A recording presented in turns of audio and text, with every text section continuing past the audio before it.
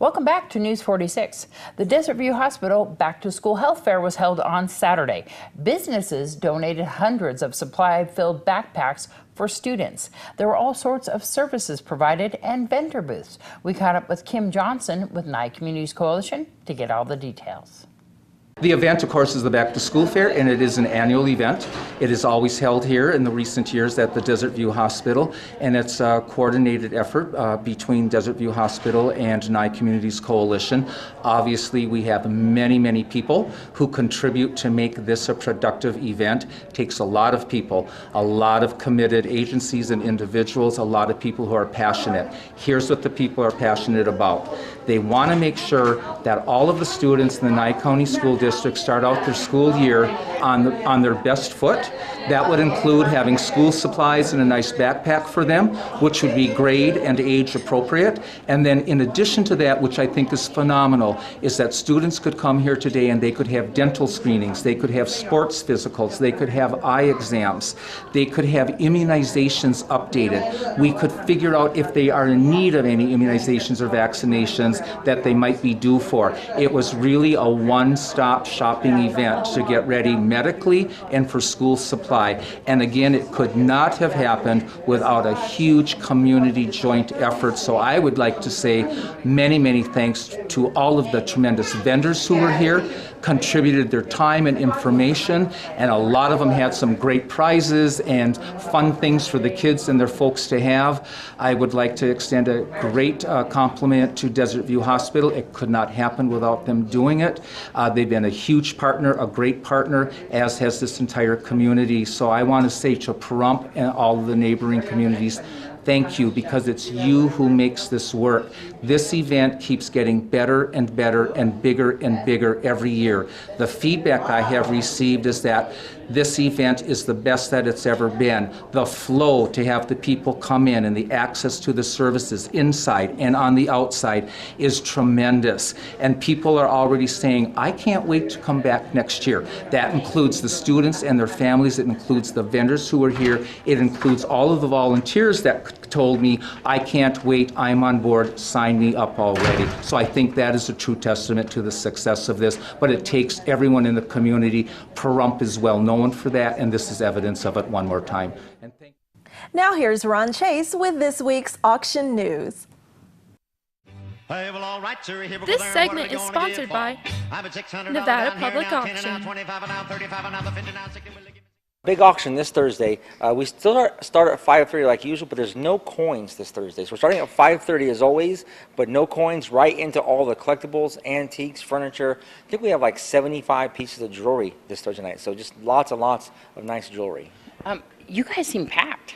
The warehouse is full. There's all the usual stuff, tons of jewelry, antiques. I got some art books, art supplies, paints, lots of furniture, appliances, bedroom sets, dining room sets, washer, dryer, curio cabinets, lawyer's bookcase. I mean, you name it, just tons of furniture. And like you said, big lots of like china, whole table lots, whole shelf lots, tools, hand tools, power tools. I mean, we really are packed this Thursday night. So is this going to be an online auction? Yes, it'll still be online. You know, we like to do a catalog for every auction, keep it online, because a lot of local Pahrump customers are sitting at home now and bidding from home. But we encourage you, if you live here, come on down, because there's so much good stuff, especially when we do these larger lots, these table lots, these block lots, even these the book lots of art books. You just don't know what's in there if you don't come on down and take a look and, you know, peek through them. We've got so many artists in town, so they might be interested in kind of going through those. There's a lot of nice art supplies. There's people have some unpainted china from this estate, some china they already painted, all the paints to go with it, acrylics, watercolors, dyes, I mean, you name it. Again, tons of art stuff. Some of the display cabinets and shelves to put your art stuff in. So really a quite diverse amount of stuff in here this weekend, or this Thursday night. You can come down and look at the items, but you can also look online. Tell me about coming and preview. Sure, preview is all day Thursday, so we open doors at 9 o'clock. So from 9 to 5:30, come on down, preview, take a look at everything we have in here, get a catalog, make a list of what you're looking at, and then Thursday night, 5:30, auction starts. And if you want to see everything from home, it's auctionnv.com. Click on the link. Full catalog is available, but again, if you're here, always better to come on down and see this stuff in person. Where are you guys at? We're 800 Market Street. It's one street past the hospital, right off Highway 372. And the phone number here is 751-4867. And if you're looking to get maybe a couple extra dollars in your pocket, you can auction off your own items, right? Absolutely. Everything you see in here is from private consignments. So one piece, 1,000 pieces, your whole house because you're moving. Yeah, give us a call here. We'll be happy to come take a look and see what you have that you might want to auction off yourself. And here's this week's court report.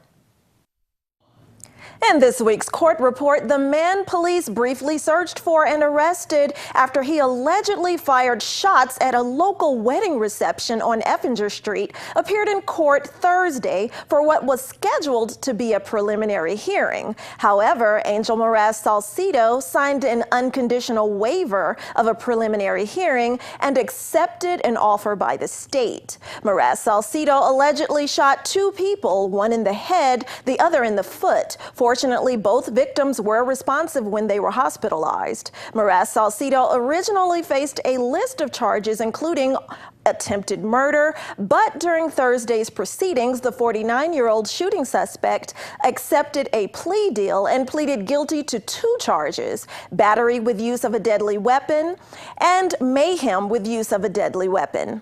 After several pauses and discussions with his counsel through an interpreter, following Judge Kent Jasperson trying to make sure the defendant understands the terms of his plea agreement, Moraz-Salcido's case was bound over to district court with a date set for August 12th.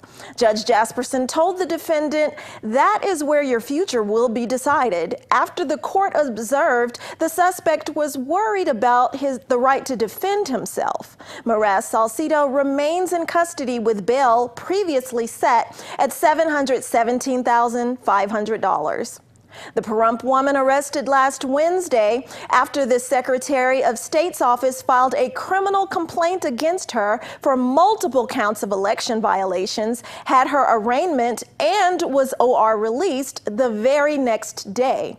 Tina Marie Parks is accused of fraudulently filling out voter registration forms, resulting in preventing at least one elector from voting the party of their choice in the June 14th primary election, and allegedly lying about her own voting rights status. Parks is facing charges including 1 count of intimidating voters, 3 counts of acts concerning registration, and 4 counts of a statement made in declaration under penalty of perjury, all felonies. Parks is accused of completing voter registration applications herself, thereby controlling the form and asking a question about taxes or a general topic to garner a response that she then used to register the individuals only as either Republican or nonpartisan. Parks did not specifically ask the applicants their party affiliation, which is Democrat. The complaint against Parks also highlights that Parks was a convicted felon charged with probation without restoration of her civil rights, meaning Parks's own right to vote had not been restored. And on 4 separate occasions over the last 2 months, Parks attempted to register to vote by submitting a voter registration application to the Nye County Clerk's office. Parks was previously found guilty of and served time for probation violations, attempted burglary, attempted possession of a controlled substance, meth, and unlawful use of a controlled substance. Parks was released Thursday on $50,000 cash or $100,000 bond. Her next court date is scheduled on August 11th for pretrial. The Nye County woman charged with arson after reportedly plowing her vehicle into the VFW post was scheduled for sentencing on Monday, but now has a nationwide bench warrant issued for her. Susan Gail Koski's attorney requested the court continue this matter since the defendant is currently incarcerated in Rancho Cucamonga, California. When News 46 reached out to that law enforcement agency today, they informed informed us that she was arrested and listed in their system under another name, the potential alias Susan Gail Martin, and is charged with being armed with a deadly weapon, not a firearm, with great bodily injury.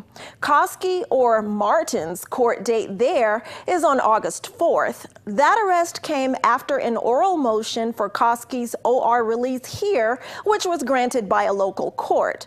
Koski previously entered a plea of no contest to the charge of first-degree arson, which will be treated as a guilty plea for sentencing purposes here, after her actions caused severe damage and shut down parts of the Veterans Post's operations. Koski will be transported back to Pahrump upon her release in California.